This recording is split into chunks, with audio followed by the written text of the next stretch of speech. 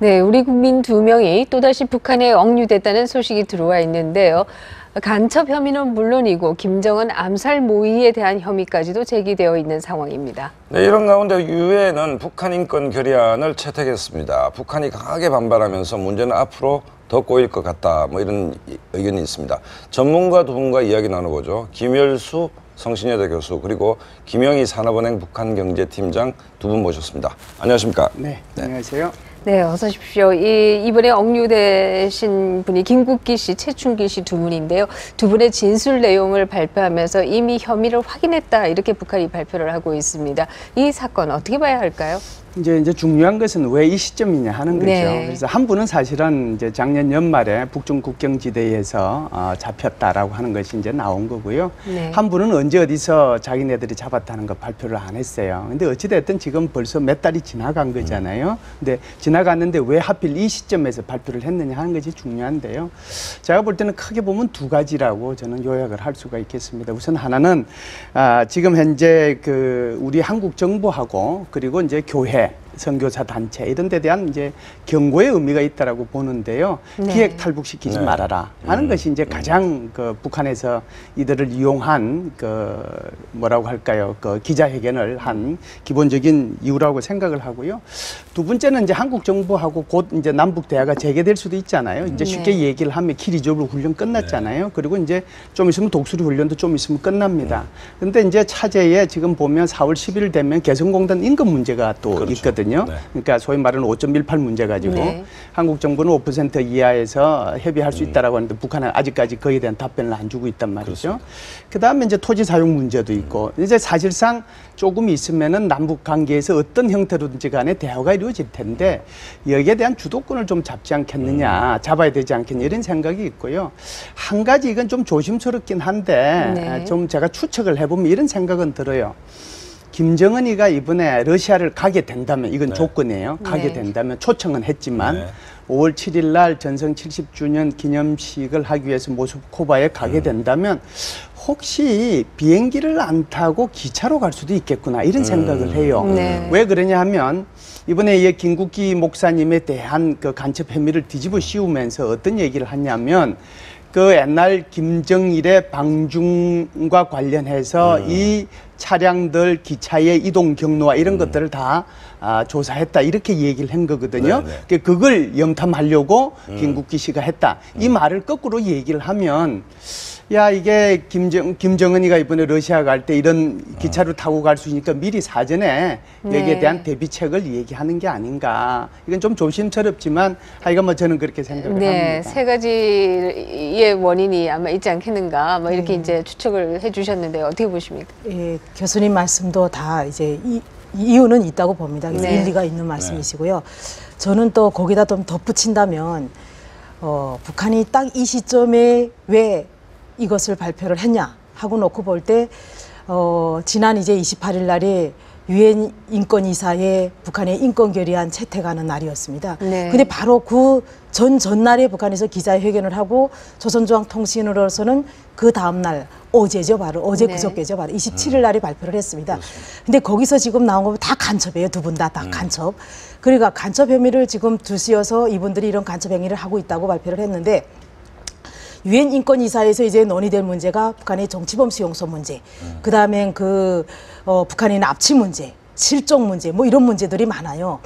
그러니까 북한도 이미 이제 유엔 인권이사에서 어떤 문제가 논의될 거라는 것은 짐작을 하고 있었을 것이다. 저는 이렇게 봅니다. 네. 그런 상태에서 지금까지는 북한이 이런 유엔 인권 문제를 대응해 나옴에 있어서 북한의 인권 유린 행위가 있냐 없냐 이 문제였어요. 여부. 네. 거기에서 북한은 항상 우리는 인권 유린 행위가 없습니다 하고 나왔어요. 그런데 이번에는 이렇게 나오는 것은 유엔 인권 이사회를 하게 되니까 국제사회에 던지는 메시지죠. 이렇게 간첩들이 체제 전복하려고 그러고 최고 지도자까지 이렇게 뭐 암살하려고 그러고 이런 문제가 나오는데 이걸 어떻게 인권유린이라고 말할 수가 있느냐. 이게 왜 과대 포장되어 있는 것은 아니냐. 이들과 동조하는 북한 세력도 있다. 그런 세력들을 우리는 어쩔 수 없이 이거를 인권유린이라 말하는 것이 아니라 이거는 간첩을 동조하는 혐의이기 때문에 체제 전복하고 연관된 문제다. 그러니 국제사회가 이건 좀 분리시켜 봐야 되지 않느냐. 그래서 좀 가장됐다. 그래서 그 인권 유린이 정당성을 확보하기 위한 차원도 일부 있지 않을까. 네. 네, 저는 그렇게 생각합니다. 일단 최충길 씨는 지난 연말 이제 국경으로 뭐 들어갔다는데 이 그 목사 김국기 목사는 이른바 그 방북 유인설도 흘러나오고 있습니다. 유도를 해서 들어오게 했다. 그래서 이제 간첩으로 뭐 혐의를 조작했다는데 교수님 이 부분은 어떻게 보십니까? 예, 지금 이제 정확하게 말씀하셨는데 예를 들면 간첩이라고 하면 내가 언제 어디서 체포했다라고 하는 걸 밝혀야 되잖아요. 그렇죠. 그래서 한 분은 그래 북중 접경지대에서 작년 몇월 며칠 날 체포했다라고 했는데 김국기 목사님에 대해서는 언제 어디서 체포했다는 얘기가 없잖아요. 그런데 여기다가 지금 간첩 혐의를 뒤집어 씌우고 특히 이분한테는 지금 그 김정일의 테러와 관련돼서 공모를 했다라고 얘기를 하고 있는 거거든요. 말도 안 되는 거죠. 네. 특히 이분 같은 경우에는 단동에서 한 10년 동안 목사 일을 하셨고요. 우리 한국 교회 어떤 교회에서 거기 파견을 보내셨던 분이에요. 네. 그러니까 이분은 거기에서 국수공당도 하시고 또 탈북하시는 분들 그런 분들의 쉼터 역할도 하시고 농기계도 북한에 보내주고 무슨 의약품도 보내주고 이런 분이었거든요. 네. 그래서 이분도 지난번에 우리 선교사님 한 분처럼 그렇죠. 결국 이제 북한에서 유인을 해서 뭐 이렇게 와서 봐라 뭐 이렇게 해서 들어갔는데 거기서 결국은 납치 형태가 된 게 아닌가. 뭐 조심스럽게 저는 그렇게 일단 뭐 판단을 네. 합니다. 그 앞에서 말씀하시기는 이제 뭐 우리가 인권을 탄압하려고 탄압하는 것이 아니라 반체제 인사들 때문에 인권 탄압을 한다라고 하는 것을 보여주기 위한 것이다 이런 말씀을 하셨는데 그렇다라고 한다면 왜 김국기 목사에 대해서는 어디서 어떻게 잡았는지조차도 얘기를 하지 않는지 조금 더 이 설득력이 있으려면 그런 것을 더 명확하게 해야 국제사회에 설득력이 있을 텐데 그것을 왜 안 하는지 하는 의문이 들고요. 또 다른 한편에 있어서는 인권 이사회에서 이것이 통과되기 훨씬 전에 이 문제를 들고 나와서 얘기했어야 될 텐데 거의 통과 다 되고 나서 이렇게 얘기해봤자 설득력이 없는 게 아닌가 하는 생각도 드는데 어떻게 생각하십니까? 이제 그 이쪽에 그 최태길 씨 같은 경우는 지난해 12월이고 그 다음엔 이제 그 김국기 씨 같은 경우는 아직 시점이 밝혀지지 않고 있는데 네. 동영상을 보니까 그분은 이미 북한 당국의 이런 국정원 여원이다 하고 이미 찍혀버렸다고 저는 봤어요. 김국기 목사가. 그러니까 북한 당국은 그렇게 이해를 한 거죠. 이렇게 네. 발표한 것처럼. 그 동영상을 보면 중국에서 일거수일투족을 그 동영상이 어디서 나오고 있습니까? 뭘 주고받는 거, 봉투 주고받는 그 동영상. 그 다음엔 또 차를 타면서 어떤 여자랑 같이 움직이는 이런 모습들을 다 하나씩 그땐 다 정장을 입었어요. 그런 상태에서 달아가며 이렇게 동영상을 촬영한 것은 이미 그분에 대해서는 뭔가 북한에서 뭐 만약에 모의로 몰아간다면 모의로 몰아가기 위해서 이 사람을 간첩으로 몰기 위해서 이제 의도적으로 접근하지 않았나 이게 한 가지고요. 네. 정말 이게 거짓이라면 그런 거죠. 그렇게 접근을 해서 이 사람한테는 일거수일투족으로 수년을 조사했다고 볼 수가 있어요. 네. 그래가지고 체포하는 건 중국에서 체포할 수는 없죠. 만약에 무슨 그 뒤집어 씌우려고 하더라도 중국에서 체포를 하면 중국 당국하고 이제 북한에 넘어가는 건 다 합법적으로 넘어가야 되고 체포를 해가서 가야 되고 이러기 때문에 이거는 합법적인 것 같지는 않고요.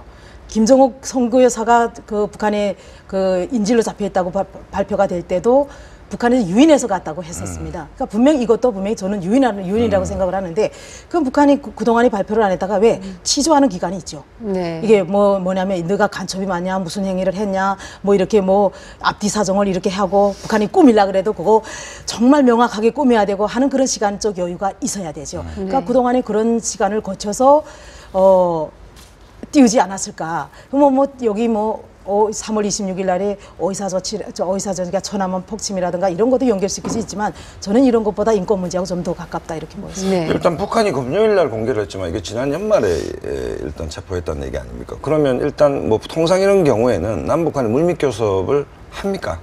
어떻습니까? 그러니까 이제 기본적으로 이런 거죠. 그러니까 우리 목사님 같은 경우에는 언제 체포됐는지 아무도 몰라요. 그렇죠? 네. 공개가 안 됐으니까. 네. 그런데 최춘실 같은 경우에는 작년 연말에 체포됐다고 그러잖아요. 근데 그분조차도 이런 문제는 있어요.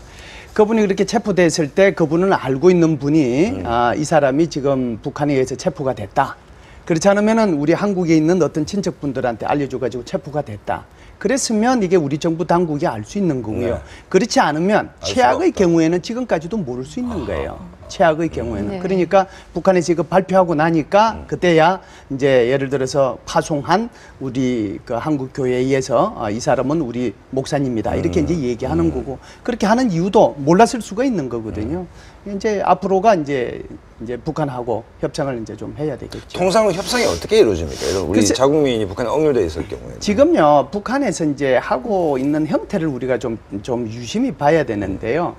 북한에서 이제 하고 있는 형태가 순수 외국인, 북한으로 들어간 자기네들이 간첩이라고 하는 사람들이에요. 순수 외국인, 한국계 외국인, 한국인. 저는 이렇게 세 가지를 서로 구분해서 북한에서 하고 있다라고 봐요. 그래서 순수 외국인 같은 경우에는 이제 주로 미국인들이 되는데요. 이들은 이제 미국하고 대화의 필요성이 있겠다. 뭐 그렇지 않으면은 미국 간의 관계를 좀 반전시킬 필요가 있겠다는 계기를 마련할 필요가 있으면 뭐 미국의 고위 누구가 오라고 그래가지고 이제 통상 풀어줬어요. 특사가 간다든지. 그렇죠. 그러니까 토드 밀러나 우리 케네스 베이 같은 경우에도 작년에 이제 그런 형태로 네. 풀어줬는데 순수한 미국인은 일찍 풀렸고 우리 케네스 베이는 늦게 풀린 거거든요. 이게 이제 북한이 소위 말하는 자기 민족, 한국 사람, 외국인 이거 대하는 것이 다르다는 것이죠. 그래서 지금 이제 세 번째가 우리 지금 한 분 선교사가 지금 그렇죠. 억류돼서 지금까지 있잖아요. 아직 안 풀어주고 있잖아요.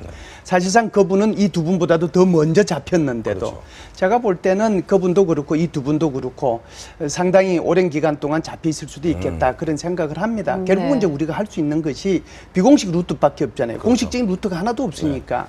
이제 그렇게 얘기하다 보면 결국 이제 중국을 통하거나 한국에 이제 공식적인 루트를 하고 하면은 한국의 적십자 해서 이제 나서 가지고 전상 이 문제를 풀어야 되는데 네. 그게 쉽겠느냐? 그걸 다시 거꾸로 얘기하면 북한이 한국과의 남북 관계 대화의 한 수단으로 이들을 활용할 가능성이 훨씬 더 크다 이렇게 볼 수 있죠. 결국 수도권을 잡기 위한 것이다 그렇죠. 이런 말씀이신데요. 네. 그런데 궁금해지는 것은 김정욱 목사 억류건도 그렇습니다만 왜 목사님들이 이렇게 타겟이 되나요?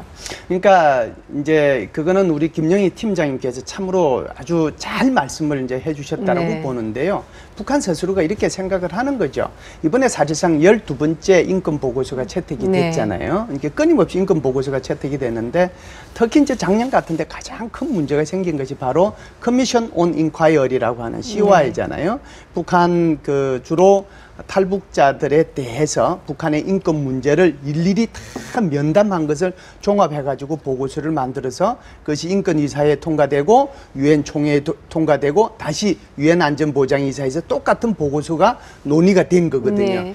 그래서 북한의 입장에서 보면 탈북자들이 문제인데 이 탈북자들을 누가 지원하고 조장하고 이들한테 지원해주고 한국으로 가라고 인도해주고 하는 사람이 누구냐는 거죠. 네. 그러니까 북한이 판단할 때는 이들이 바로 중국에서 선교 활동을 하고 있는 목사님이나 선교사들이라고 판단을 한 거죠. 네. 그래서 이들이 주 타켓이 된 것입니다. 네. 이 와중에 이제 유엔에서 북한 인권 결의안이 통과가 됐는데 제가 궁금한 것은 실제로 이 결의안이 통과됐을 때 북한 당국이 지금까지 보면 최선을 다해서 이게 막으려고 노력을 했지 않습니까?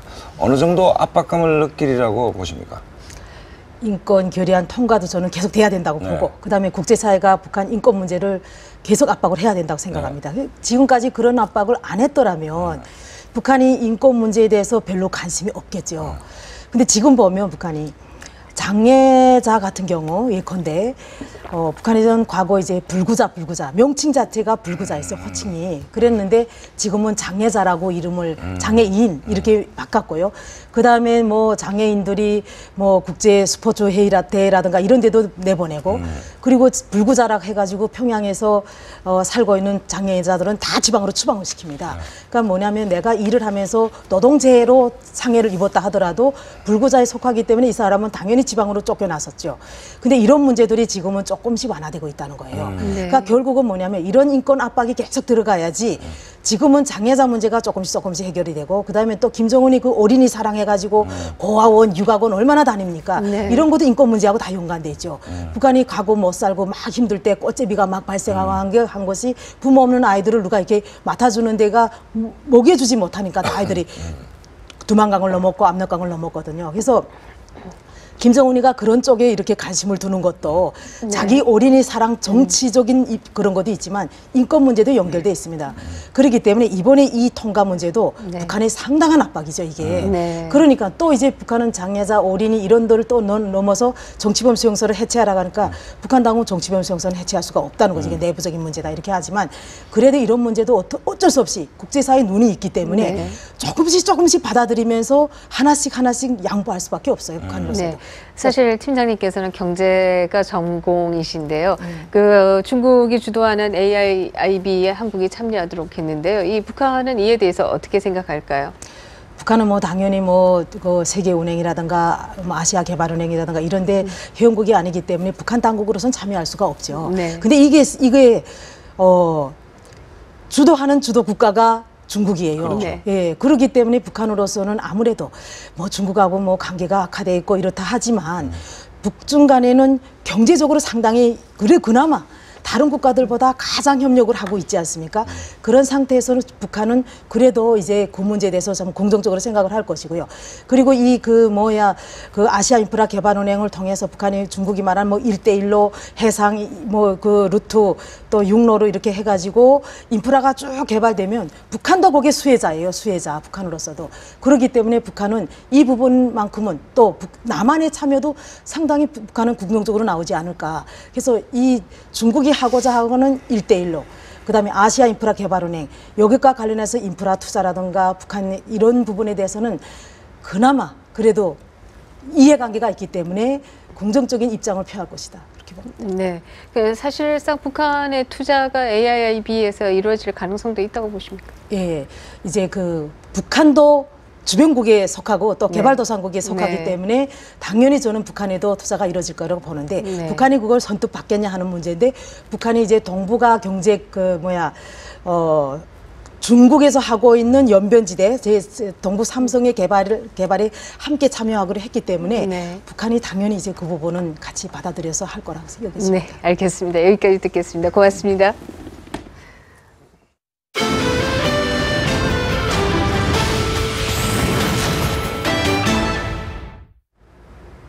날씨가 풀리면서 한동안 묶여있던 공공물가도 풀릴 기세입니다. 네, 어쩔 수 없는 인상이라면 그 요인을 엄정하게 따져서 서민들의 부담을 조금이라도 덜어줬으면 하는 바람입니다. 네, 시청해 주셔서 고맙습니다.